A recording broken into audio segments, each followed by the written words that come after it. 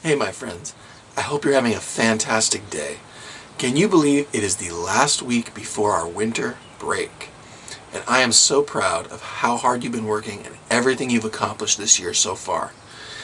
And today we are going to read an awesome book called Ada Twist, Scientist.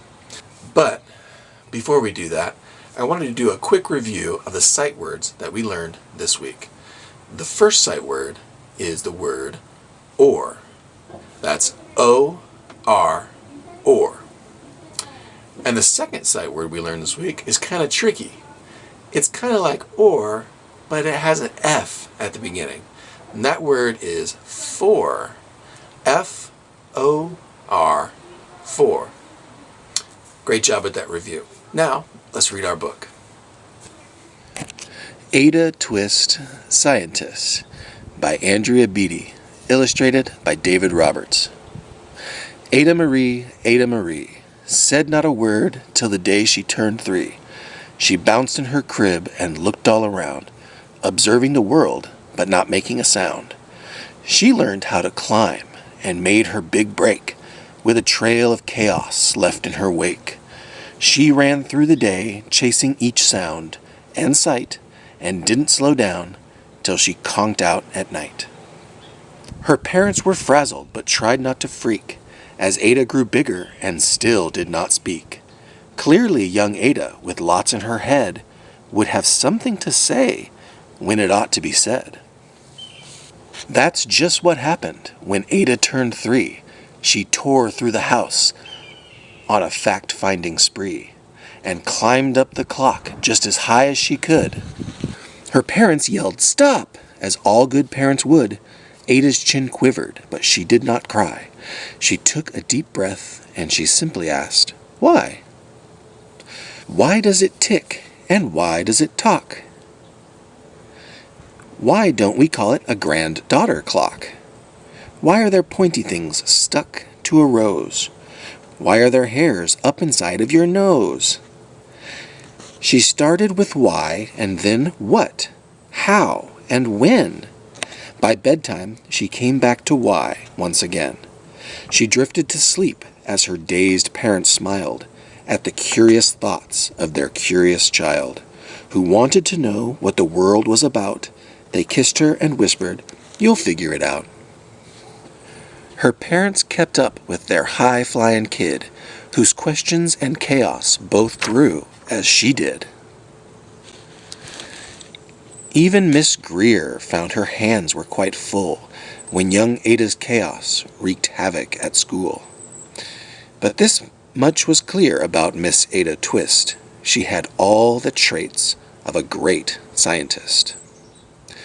Ada was busy, that first day of spring, testing the sounds that make mockingbirds sing, when a horrible stench whacked her right in the nose, a pungent aroma that curled up her toes.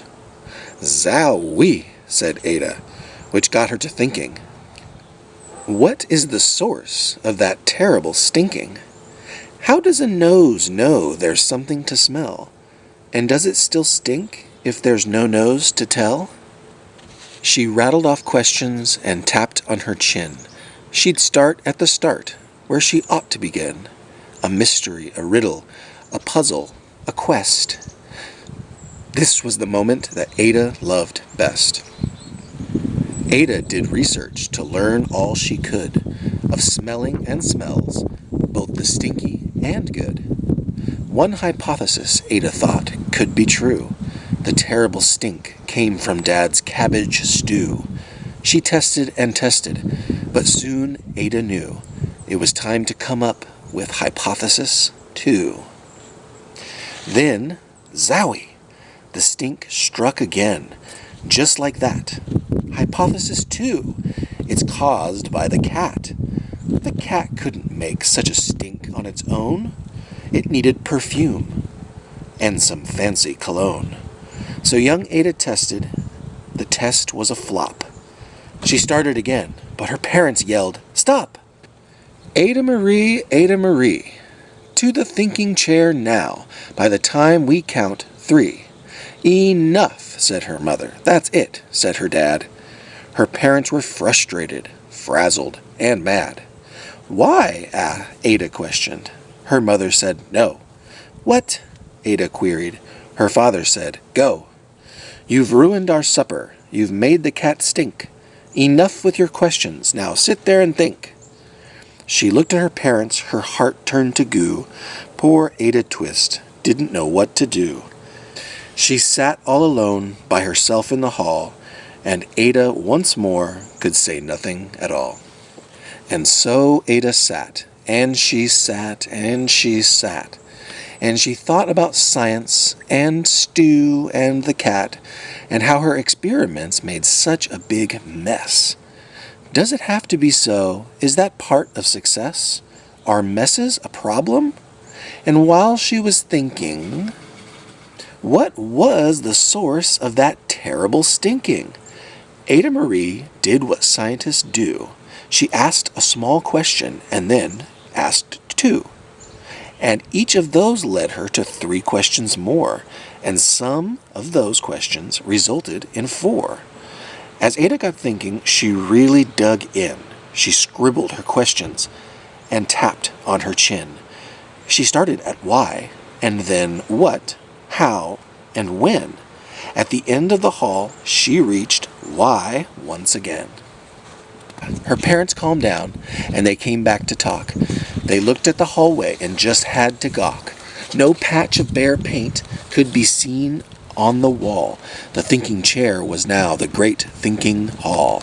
They watched their young daughter and sighed as they did.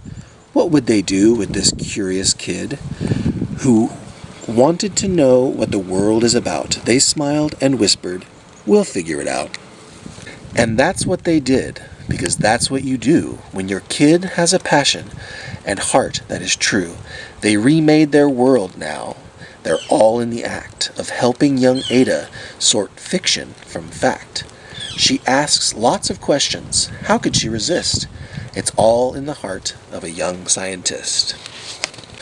And as for that smell, what can Ada Twist do but learn all she can with her friends in grade 2? Will they discover the stink that curls toes? Well, that is the question. And someday, who knows? That is a beautiful story. I love that book. Remember, friends, always stick with it when you're trying to learn something. Never give up. Even though sometimes we might need help from adults, our parents, or other grown-ups to help supervise and make sure we're safe. But remember, work hard, never give up, and I know you'll be successful. Have a great Christmas break. Read lots of books. Practice writing your sight words. And I'll see you real soon. Okay, friends? Bye-bye.